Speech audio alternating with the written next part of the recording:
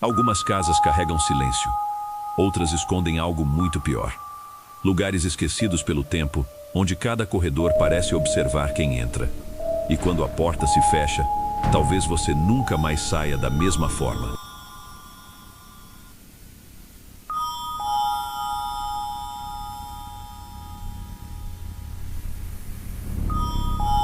Meu nome é Rafael, tenho 38 anos e durante quase 15 anos trabalhei como corretor de imóveis. Nesse tempo, eu visitei casas abandonadas, apartamentos com cheiro de mofo, chácaras isoladas, sobrados antigos, imóveis de inventário, casas onde famílias brigaram por herança e lugares tão mal cuidados que qualquer pessoa normal daria meia volta antes mesmo de passar pelo portão. Eu achava que já tinha visto de tudo. Mas existe uma casa, em uma rua sem saída no bairro Vila Santa Helena, que eu nunca mais consegui esquecer. Ela ficou conhecida entre alguns corretores da cidade como a casa que ninguém aluga. A primeira vez que ouvi falar dela foi numa segunda-feira de manhã, na imobiliária onde eu trabalhava. O gerente chegou com uma pasta velha nas mãos, colocou sobre minha mesa e disse que precisava de alguém experiente para mostrar um imóvel a um casal interessado. A casa estava vazia há anos, mas o dono finalmente tinha decidido colocar para locação por um valor muito abaixo do mercado. Era grande, bem localizada, tinha garagem, quintal, 3 quartos e um salão nos fundos. Para uma família pequena, parecia uma oportunidade perfeita. Eu perguntei por que estava tão barata. Meu gerente respondeu que o proprietário morava em outra cidade, queria se livrar logo da responsabilidade e não tinha paciência para negociação. Naquele momento, a explicação fez sentido. Imóvel parado dá gasto, junta mato, atrai invasão, gera cobrança de IPTU e incomoda vizinho. Nada fora do comum. Mesmo assim, havia algo estranho naquela pasta. Os documentos estavam completos, a matrícula estava correta e as fotos pareciam boas. Mas todas tinham sido tiradas apenas da fachada, da sala e da cozinha. Nenhuma imagem mostrava os quartos, o corredor ou a parte dos fundos. Quando perguntei sobre isso, meu gerente disse que as fotos antigas tinham se perdido e que eu poderia tirar novas depois da visita. Peguei as chaves, anotei o horário com o casal e segui meu dia normalmente. A visita ficou marcada para as 18h30, um horário ruim para mostrar casa, porque já começa a escurecer, mas o casal insistiu. Eles trabalhavam durante o dia e só podiam naquele período. Eu aceitei porque a comissão seria boa. Cheguei ao endereço 15 minutos antes. A rua era tranquila demais, daquelas que parecem esquecidas dentro da cidade. As casas vizinhas tinham muros altos, portões fechados e poucas luzes acesas. No fim da rua, a casa estava lá. Era um sobrado antigo, pintado de bege, com janelas de madeira escura e um portão de ferro que rangia só de encostar. O jardim da frente estava tomado por folhas secas, mas não parecia completamente abandonado. Na verdade, essa foi a primeira coisa que me incomodou. A casa estava vazia há anos, mas não tinha o aspecto de um imóvel largado. Não havia pichações, vidros quebrados ou mato alto demais. Parecia uma casa esperando alguém voltar. O casal chegou poucos minutos depois. Eles se chamavam Daniel e Marina. Deviam ter pouco mais de 30 anos, pareciam cansados e animados ao mesmo tempo, como quem já visitou muitos imóveis ruins e finalmente encontrou uma chance. Marina estava grávida, talvez de 5 ou 6 meses. Daniel carregava uma trena pequena e fazia perguntas objetivas sobre aluguel, contrato, caução e prazo para a mudança. Eu conduzi os dois pela sala, depois pela cozinha, tentando manter meu tom profissional. A cozinha era antiga, com azulejos brancos manchados pelo tempo e armários embutidos de madeira. Havia uma porta que dava para o quintal dos fundos, mas eu deixei para mostrar depois. Primeiro, queria terminar a parte interna. Seguimos para o corredor do térreo.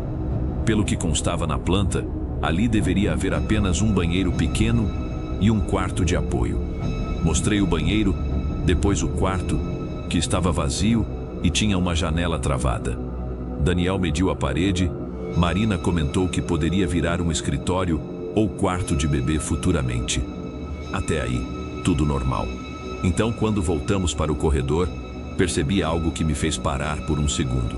Havia uma porta no fim do corredor que eu não lembrava de ter visto antes. Ela ficava exatamente onde, pela planta, deveria haver apenas uma parede externa. Era uma porta estreita, de madeira escura, com uma maçaneta redonda de metal envelhecido. Eu olhei para a porta, depois para a planta dobrada na minha mão. Não fazia sentido. Talvez fosse um depósito pequeno não registrado, uma alteração antiga, uma área construída sem atualização documental. Isso acontece muito. Tentei agir naturalmente e disse que provavelmente era um armário ou despensa. Daniel se aproximou antes de mim e tentou abrir. A porta estava trancada. Marina perguntou se eu tinha a chave. Eu procurei no chaveiro, testei 2 chaves, mas nenhuma entrou. A terceira entrou pela metade e travou. Não forcei. Disse que verificaria com a imobiliária. Daniel não pareceu se importar. Para ele, uma porta trancada era só um detalhe. Para mim, era o começo de algo errado. Subimos para o 2º andar. A escada rangia em cada degrau, mas era firme. Lá em cima havia um corredor comprido, 3 quartos e um banheiro grande.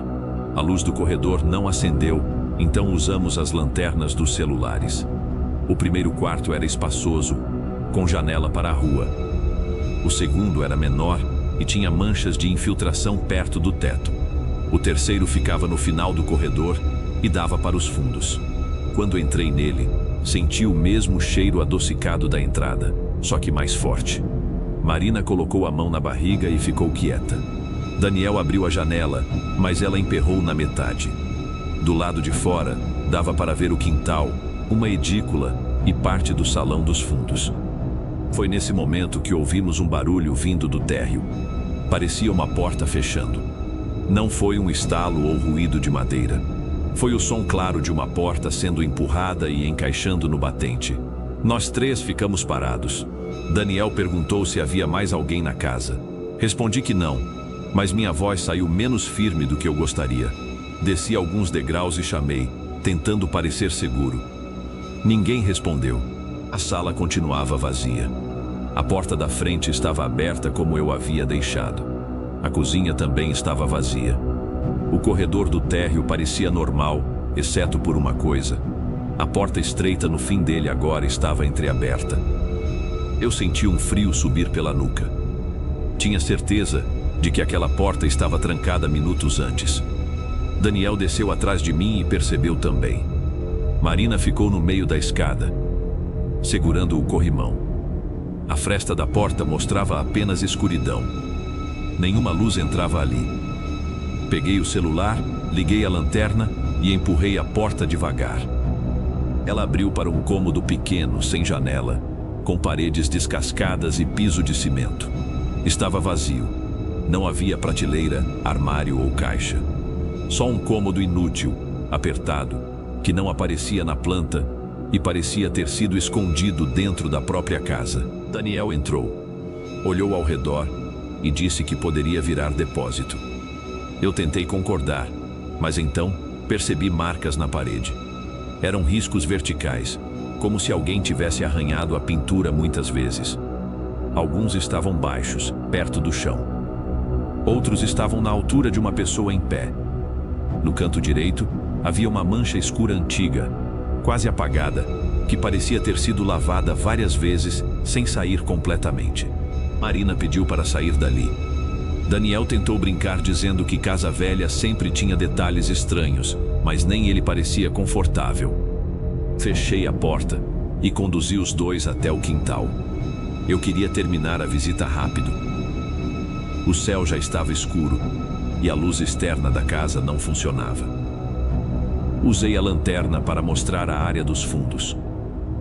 O quintal era maior do que parecia pelas fotos. Havia um corredor lateral, uma edícula pequena e mais ao fundo, o salão. A porta do salão estava fechada com cadeado. No chaveiro, encontrei uma chave enferrujada que serviu. Quando abri, um cheiro forte de poeira saiu de dentro. O salão era amplo, com telhas aparentes, piso manchado e algumas cadeiras antigas empilhadas em um canto. Eu não sabia por que o proprietário tinha deixado aquilo ali, mas imóveis antigos sempre guardam restos de vidas anteriores. Enquanto Daniel examinava o espaço, Marina ficou perto da entrada. Ela parecia inquieta. Perguntei se estava tudo bem. Ela disse que sim, mas olhava para a casa como se tivesse visto alguém em uma das janelas. Segui o olhar dela e vi apenas o segundo andar escuro. A janela do terceiro quarto estava meio aberta, exatamente como tínhamos deixado. Mesmo assim, tive a impressão de que havia uma sombra parada atrás do vidro. Não uma pessoa definida, apenas uma diferença na escuridão, como se alguém estivesse observando. Daniel gostou do salão. Disse que poderia guardar ferramentas, montar uma pequena oficina ou usar como depósito. Eu sorria, mas só pensava em terminar. Quando voltamos para a casa, a porta da cozinha estava fechada. Eu tinha deixado aberta. Antes que eu pudesse comentar, ouvimos um som vindo do andar de cima. Passos. Passos lentos e pesados. Um passo, pausa, outro passo. A madeira do corredor superior rangia como tinha rangido sob nossos pés. Marina ficou pálida. Daniel segurou a trena com força, como se aquilo pudesse servir de defesa. Eu entrei primeiro, tentando não demonstrar medo. A sala estava vazia. A escada estava vazia. Os passos continuaram por mais 2 segundos e pararam. Eu subi até a metade da escada, iluminei o corredor e não vi ninguém. O feixe da lanterna alcançava as portas dos quartos, todas abertas. O ar parecia mais frio lá em cima. Voltei e disse que provavelmente era dilatação da madeira, vento entrando pela janela ou alguma coisa do tipo. Eu mesmo não acreditei. Daniel também não. Mas há momentos em que todo mundo escolhe aceitar uma mentira só para conseguir continuar se movendo. A visita deveria ter terminado ali. Qualquer casal normal teria agradecido e ido embora. Mas imóveis baratos têm um efeito estranho nas pessoas. Daniel começou a falar sobre o valor abaixo do mercado, a localização, o tamanho da casa, o espaço para o bebê. Marina não respondia. Ela só olhava para a escada. Eu expliquei que precisaria verificar a porta interna, a parte elétrica e alguns detalhes antes de qualquer proposta. Daniel pediu para olhar rapidamente a garagem antes de sair. Concordei. A garagem ficava do lado esquerdo da casa, fechada por uma porta basculante antiga. Por dentro, havia uma entrada pela sala, próxima à escada. Abri a porta e encontrei um espaço escuro, com cheiro de óleo velho e umidade. A lanterna mostrou marcas de pneu no chão, algumas ferramentas enferrujadas penduradas na parede e um espelho grande encostado no fundo, coberto por um pano branco. Aquilo me pareceu estranho, não pelo espelho em si, mas pela forma como estava coberto, como se alguém tivesse feito questão de não deixá-lo exposto. Daniel puxou o pano antes que eu dissesse qualquer coisa. O espelho estava manchado, com a moldura de madeira rachada. Por um segundo, refletiu nós 3 parados na garagem. Eu, Daniel e Marina. Depois, por um instante rápido demais para ter certeza, pareceu refletir uma 4ª pessoa atrás de nós. Uma figura baixa perto da porta. Virei imediatamente. Não havia ninguém. Quando olhei de novo para o espelho, o reflexo estava normal. Marina começou a chorar em silêncio. Não era um choro alto, desesperado. Era pior. Era um choro contido, como se ela estivesse tentando não chamar a atenção de alguma coisa. Encerramos a visita sem muita conversa. Tranquei tudo com pressa, ou pelo menos achei que tranquei. No portão, Daniel ainda tentou manter uma postura racional. Disse que conversaria com Marina, que o preço era muito bom, que talvez com uma reforma a casa ficasse ótima. Marina não olhava para ele. Ela olhava para a janela do andar de cima. Antes de entrar no carro, ela me perguntou há quanto tempo a casa estava vazia. Respondi que, segundo a imobiliária, alguns anos. Ela então disse uma frase que me acompanhou por muito tempo. Aquela casa não parecia vazia. Quando eles foram embora, fiquei sozinho em frente ao imóvel. Eu deveria ter entrado novamente para conferir se todas as luzes estavam apagadas e se as portas dos fundos estavam trancadas. Não entrei. Apenas testei a porta principal por fora. Fechei o portão e fui embora com uma sensação pesada no peito. No caminho até a imobiliária, recebi uma mensagem de Daniel dizendo que queria fazer uma proposta, mas que precisava voltar no dia seguinte para ver a casa durante o dia. Eu não respondi na hora. Estava dirigindo e tentando entender por que me sentia culpado, como se estivesse prestes a empurrar aquela família para dentro de um lugar que não queria moradores. Na manhã seguinte, cheguei cedo na imobiliária e fui direto falar com meu gerente. Contei sobre a porta que não aparecia na planta, os barulhos, a garagem, o estado da casa. Ele ouviu tudo sem demonstrar surpresa. Isso me incomodou mais do que se ele tivesse rido. Quando terminei, ele disse que casas antigas sempre causavam impressão, principalmente em visitas no fim do dia. Pediu que eu não assustasse os clientes e reforçou que o proprietário queria fechar rápido. Perguntei se alguém já tinha tentado alugar aquela casa antes. Ele demorou um pouco para responder e disse que houve interessados, mas ninguém levou adiante. Motivos comuns: reforma, documentação, mudança de planos. Era uma resposta pronta demais. Daniel ligou perto do meio-dia. Disse que Marina estava indisposta, mas que ele queria visitar sozinho durante a tarde. Marcamos para as 15 horas. Eu preferia ir acompanhado de outro corretor, mas todos estavam ocupados ou fingiram estar. Voltei a casa com uma sensação ruim. De dia, ela parecia menos ameaçadora. A fachada bege, as janelas fechadas, o jardim seco.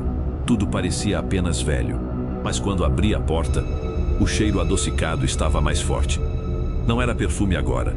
Era algo entre flor murcha e armário fechado há muito tempo. Daniel chegou logo depois. Sem Marina, ele parecia mais determinado. Disse que a esposa tinha ficado impressionada por causa da gravidez, que ela andava sensível, que casa antiga mexe com a cabeça. Eu entendi. Ele queria acreditar que o problema estava nela, não no imóvel. Muitos compradores fazem isso. Ignoram rachaduras, infiltrações, vizinhos ruins e documentos complicados quando querem muito que algo dê certo. Mas ali não era apenas teimosia. Parecia necessidade. Daniel precisava daquela casa. Talvez pelo bebê, talvez pelo dinheiro curto, talvez pelo sonho de sair do aluguel caro. E necessidade faz a pessoa aceitar sinais que, em outra situação, seriam impossíveis de ignorar. Subimos para o segundo andar. A luz do corredor acendeu normalmente dessa vez. O terceiro quarto, aquele com cheiro adocicado, estava fechado. Eu lembrava de ter deixado aberto. Daniel também. Quando girou a maçaneta, ela não abriu. Estava trancado por dentro. Não havia chave. Bati levemente na porta e chamei, mesmo sabendo que não deveria haver ninguém. Nenhuma resposta. Daniel deu alguns empurrões, mas a porta não cedeu. Descemos para procurar outra chave. No caminho, ouvimos um som vindo do quarto trancado. Um arrastar lento, como se um móvel pesado estivesse sendo puxado pelo chão. Daniel congelou no meio da escada. Eu senti meu estômago afundar. O som continuou por alguns segundos e parou. Depois veio uma batida na porta do quarto. Uma única batida forte do lado de dentro. Daniel começou a subir de novo, mas eu segurei o braço dele. Disse que poderíamos chamar um chaveiro, verificar com calma, pedir autorização do proprietário.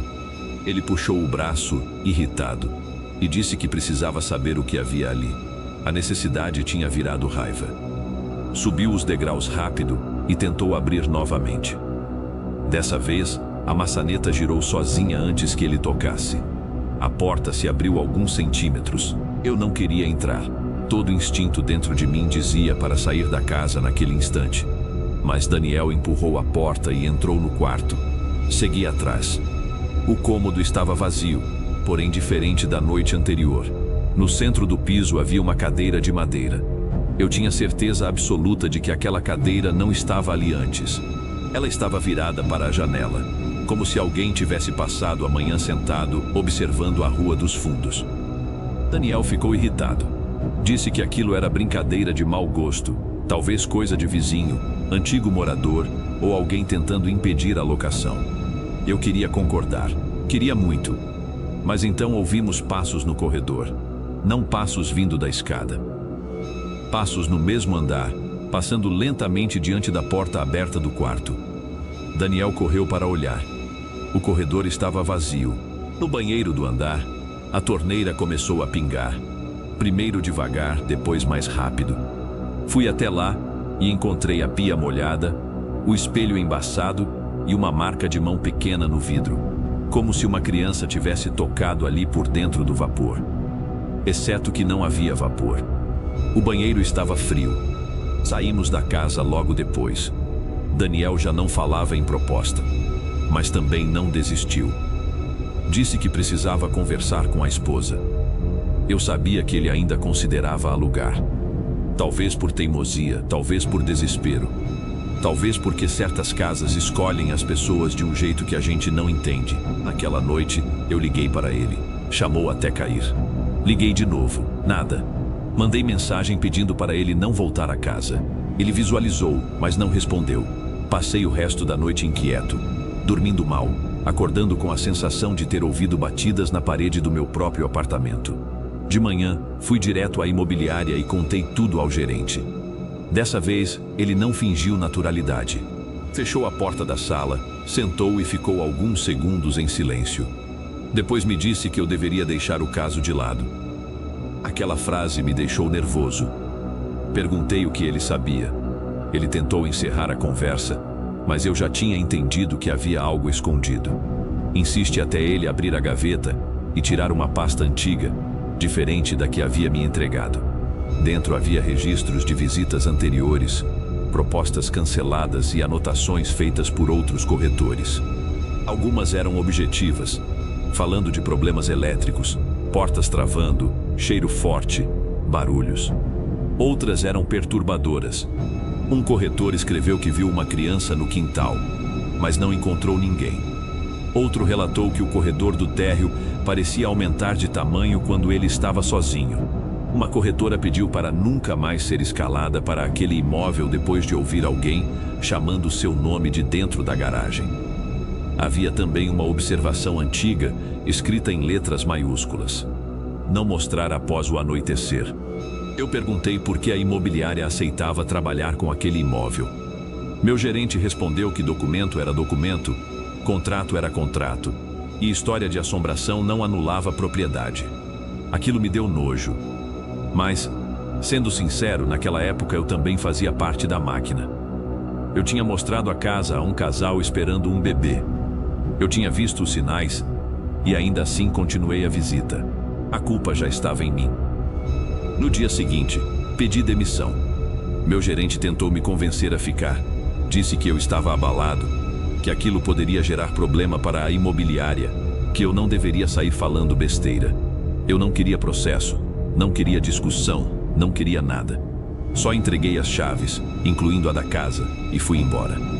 Daniel e Marina desistiram da locação.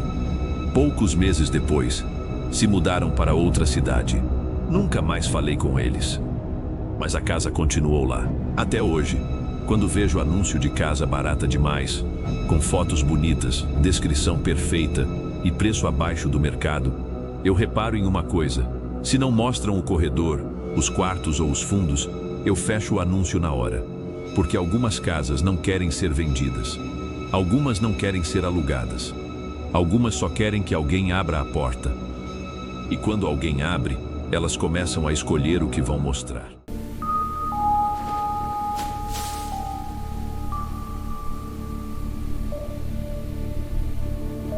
Meu nome é Célia, tenho 46 anos e trabalho com limpeza desde muito nova. Já limpei apartamento depois de mudança, casa de família, escritório, comércio fechado, imóvel abandonado e até lugar que parecia impossível de deixar habitável de novo. Quem trabalha com isso aprende a entrar em casas estranhas sem fazer muita pergunta. A gente repara nas marcas, no cheiro, no jeito como os móveis foram deixados, mas aprende a ficar quieta. Nem tudo que uma casa mostra é da nossa conta. Pelo menos era isso que eu pensava antes de aceitar limpar aquela casa. A indicação veio por uma conhecida minha, a Sônia, que fazia faxina para uma imobiliária. Ela me ligou numa quarta-feira à tarde, dizendo que precisava de alguém para um serviço urgente no dia seguinte. Era uma casa grande e vazia, que seria entregue para uma possível família interessada em alugar. A limpeza precisava ser pesada, mas não era para reformar nada, só tirar poeira, lavar banheiro, passar pano, limpar janela, deixar apresentável. O pagamento era bom, acima do normal, e seria em dinheiro no final do dia. Eu perguntei por que ela mesma não ia. Ela ficou alguns segundos em silêncio e disse que estava com dor nas costas. Na hora, aceitei sem pensar muito. Dinheiro apertado faz a gente ignorar pequenas estranhezas. No dia seguinte, cheguei ao endereço pouco antes das 8 da manhã. A rua era calma, quase silenciosa demais para uma quinta-feira.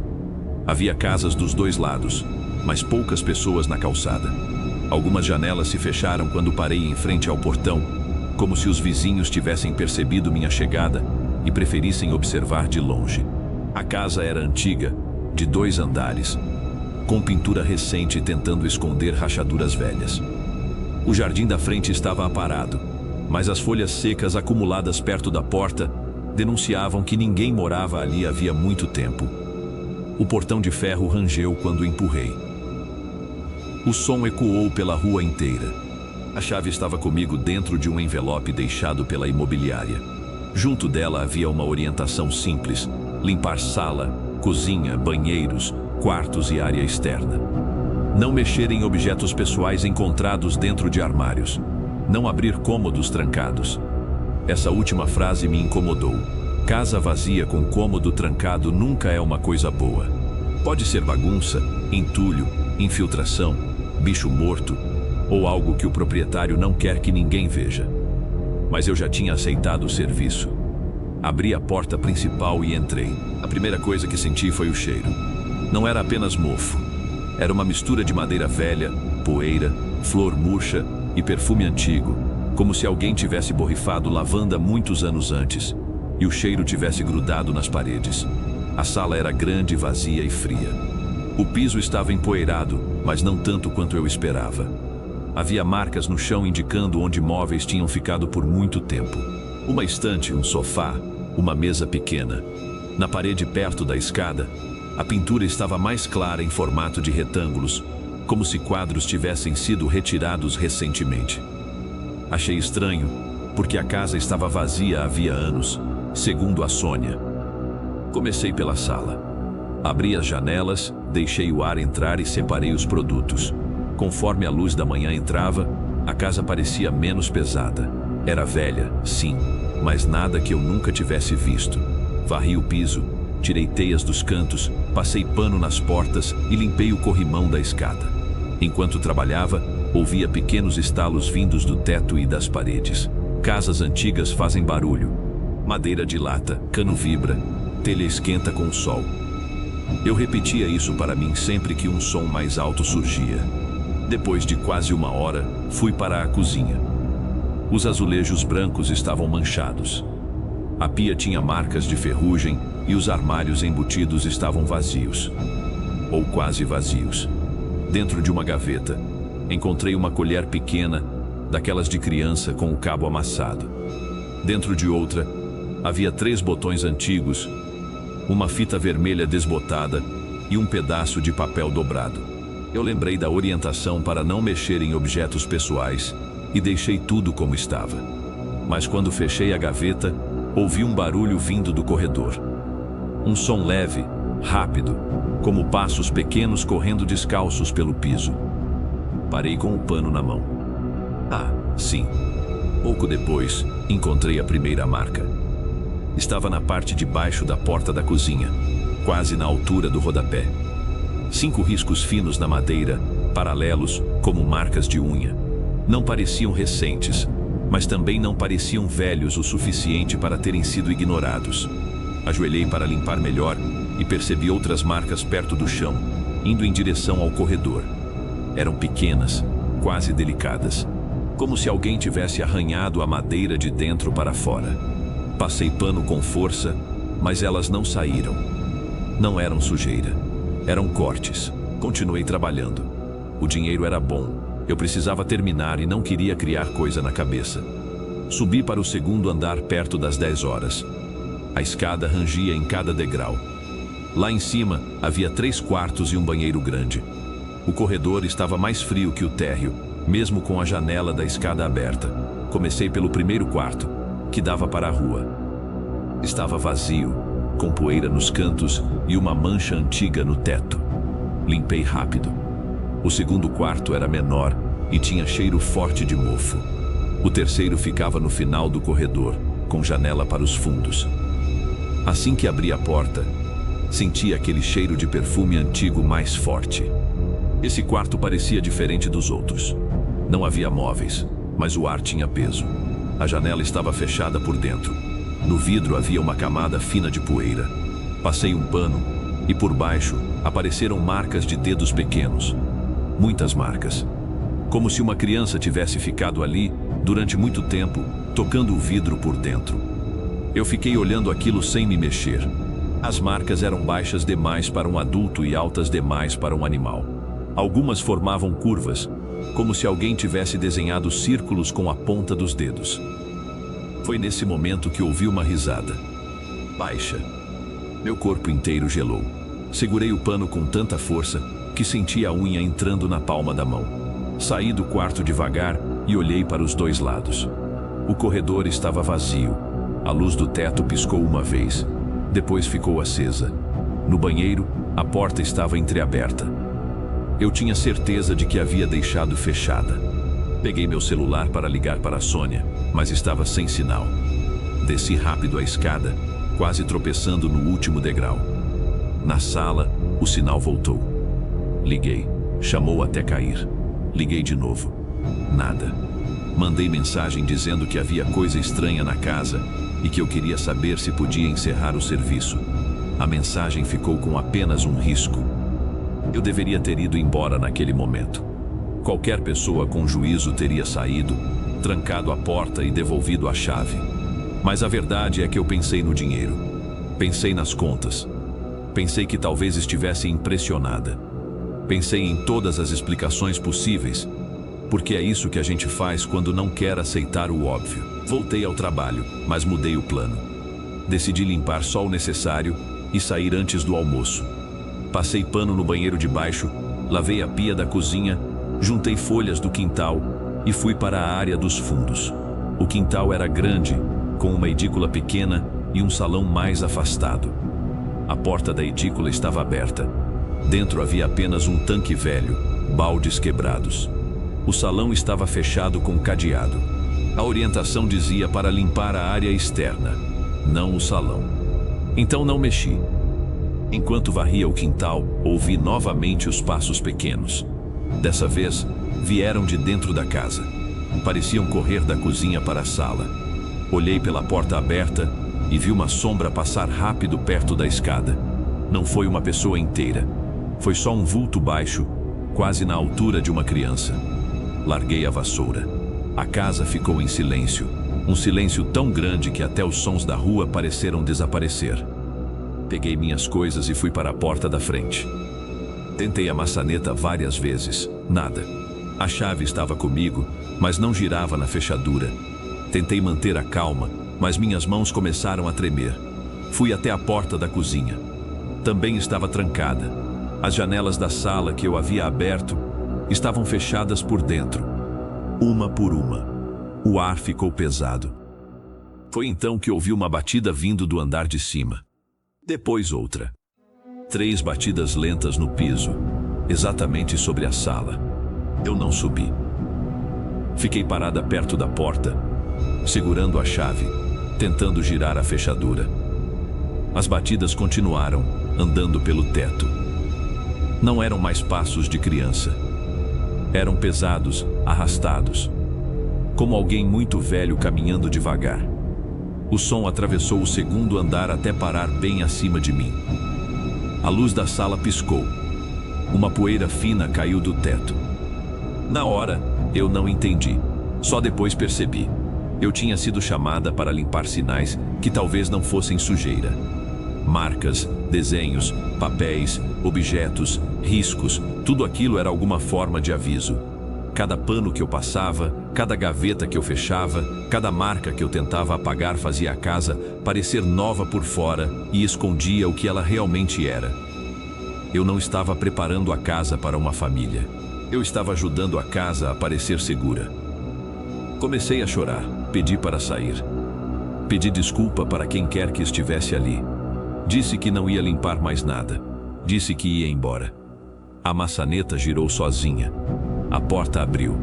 Saí correndo para a sala. Quando passei pela porta, senti uma mão puxar meu avental por trás. O tecido rasgou e eu caí no jardim.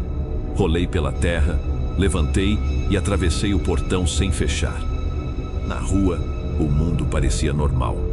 Um carro passou devagar. Um cachorro latiu em alguma casa. Uma senhora me observava da janela do outro lado. Eu fui para o outro lado da rua, tremendo, com as mãos sujas de pó. Nunca mais trabalhei para a imobiliária. Nunca mais aceitei limpar casa vazia sem saber a história. E sempre que entro em algum imóvel antigo, a primeira coisa que faço é olhar para as paredes. Não por causa de rachadura, infiltração ou mofo. Eu olho porque agora sei que algumas casas não escondem apenas sujeira.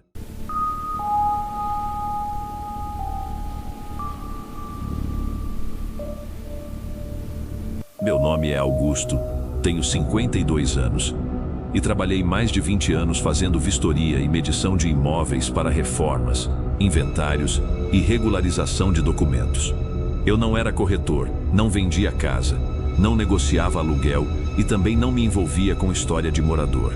Meu trabalho era simples: entrar, medir cômodos, fotografar rachaduras, conferir área construída, anotar irregularidades e sair. Com o tempo, aprendi que toda casa guarda alguma coisa de quem passou por ela. Um cheiro, uma marca no piso, um armário que ninguém quis levar, uma parede pintada às pressas, um buraco tapado de qualquer jeito.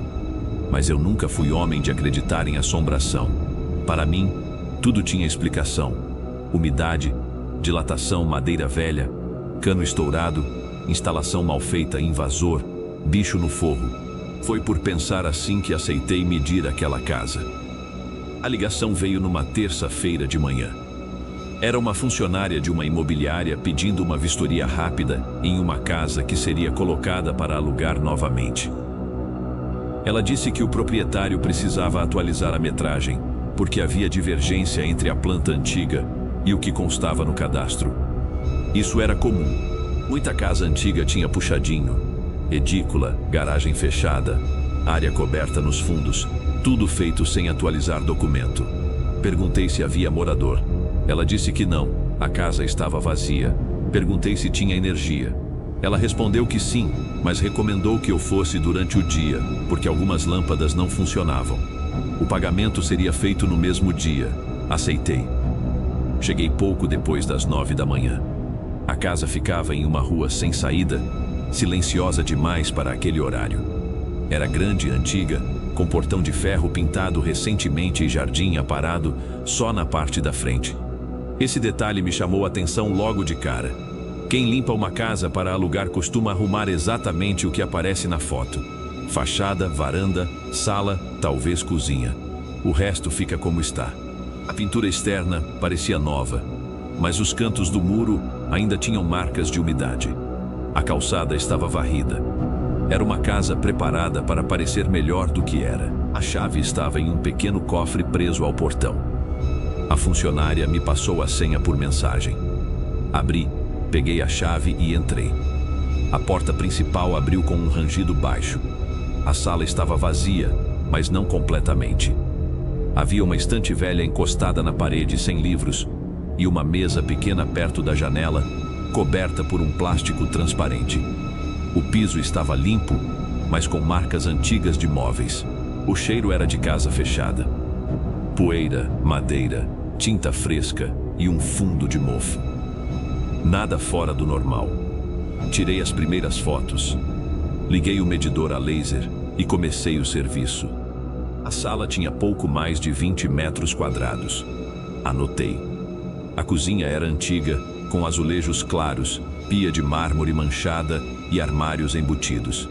Anotei também. O banheiro do térreo tinha janela basculante emperrada e marcas de infiltração atrás do vaso. Fotografei. Até ali, tudo parecia apenas uma casa velha.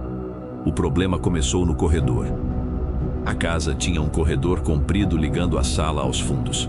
Na planta que recebi pelo celular, ele media pouco mais de 7 metros. Quando medi com o laser, deu 9,40 metros. Pensei que tivesse errado. Voltei ao início, posicionei melhor o aparelho e medi de novo. 9,40 metros. Fiz pela trena manual para garantir. O resultado ficou quase igual. Aquilo não fazia sentido. 2 metros a mais em um corredor não aparecem do nada. Podia ser erro na planta, claro. Mas havia outro detalhe. A parede externa da casa, vista da rua, não parecia ter aquele comprimento. Continuei medindo. Um quarto pequeno no térreo, banheiro, lavanderia e uma área coberta nos fundos. Enquanto anotava, ouvi um ruído vindo da sala. Parecia o plástico da mesa sendo mexido. Parei, fiquei ouvindo e chamei.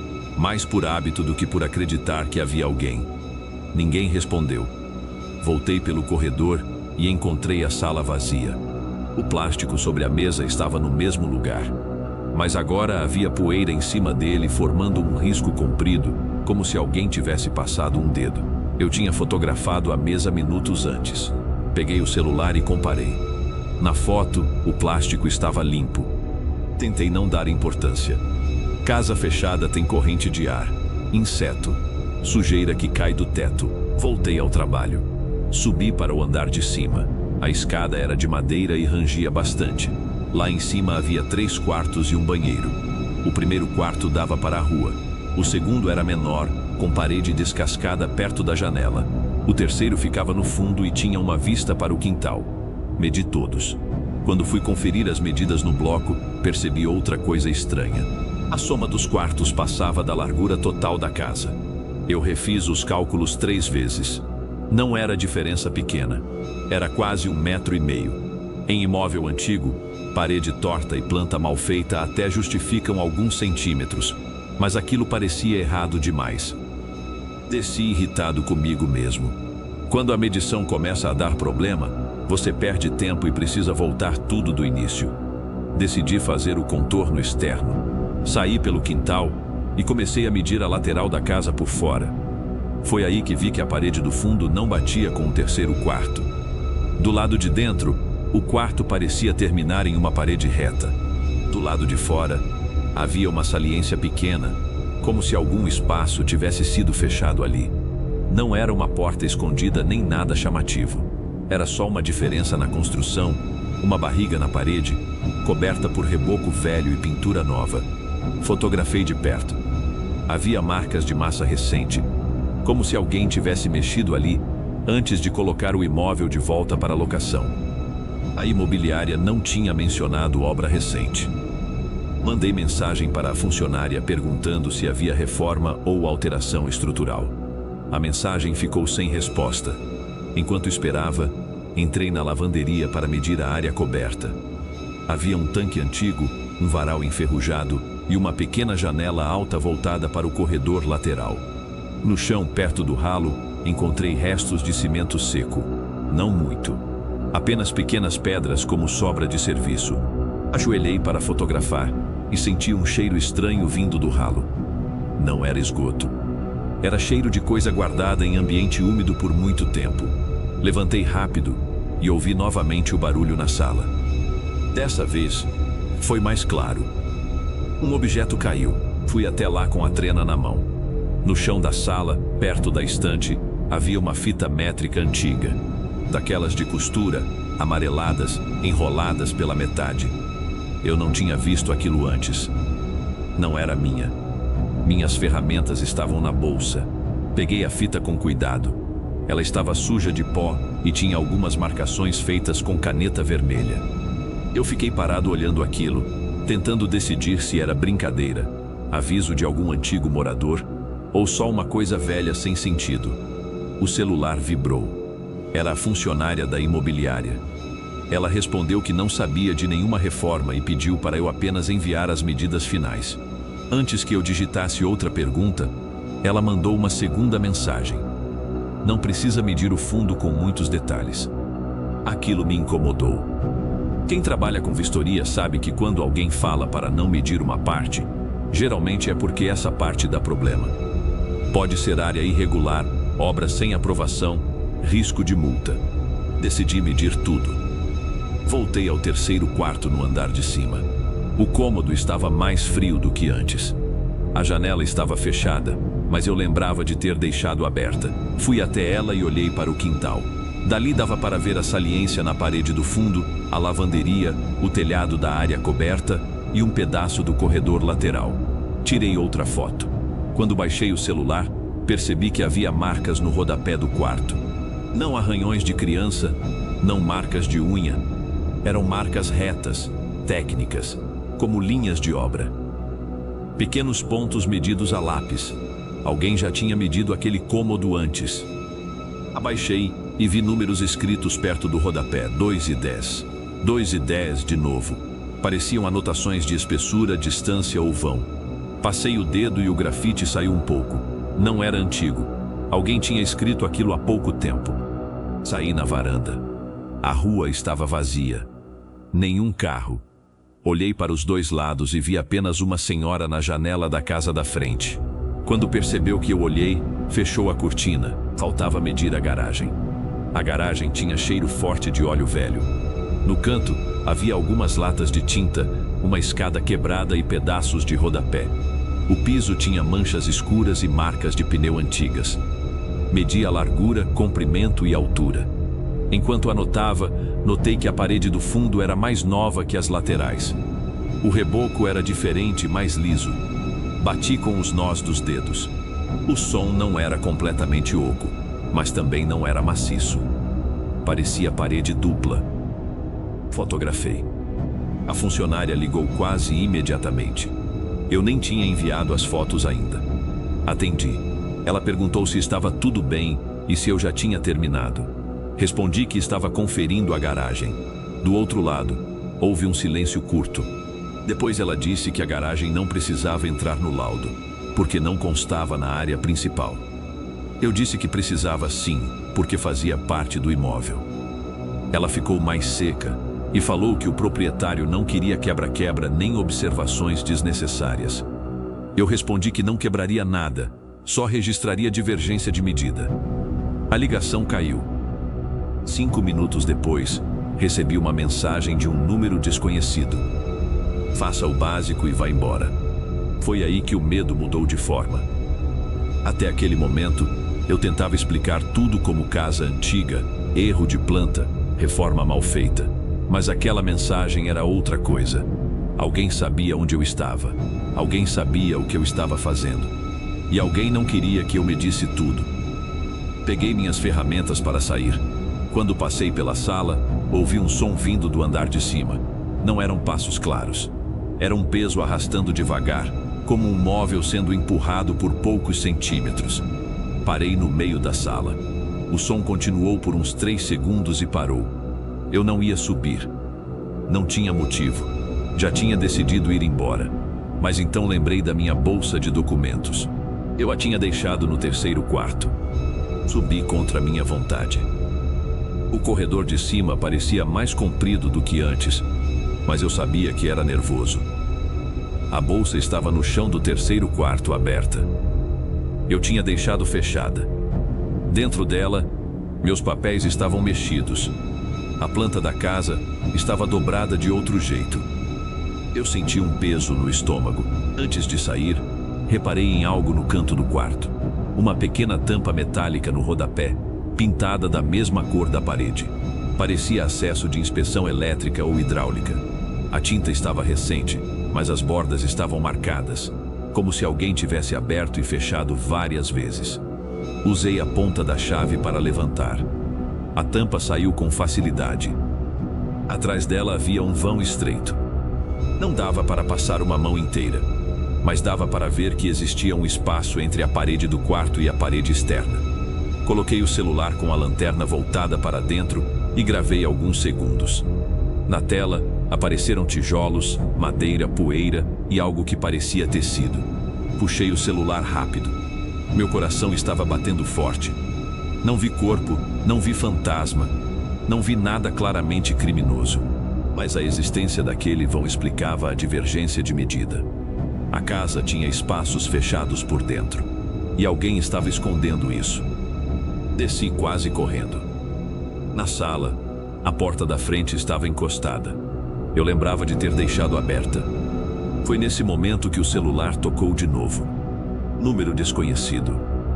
Não atendi. Entrei no meu carro e saí sem colocar o cinto.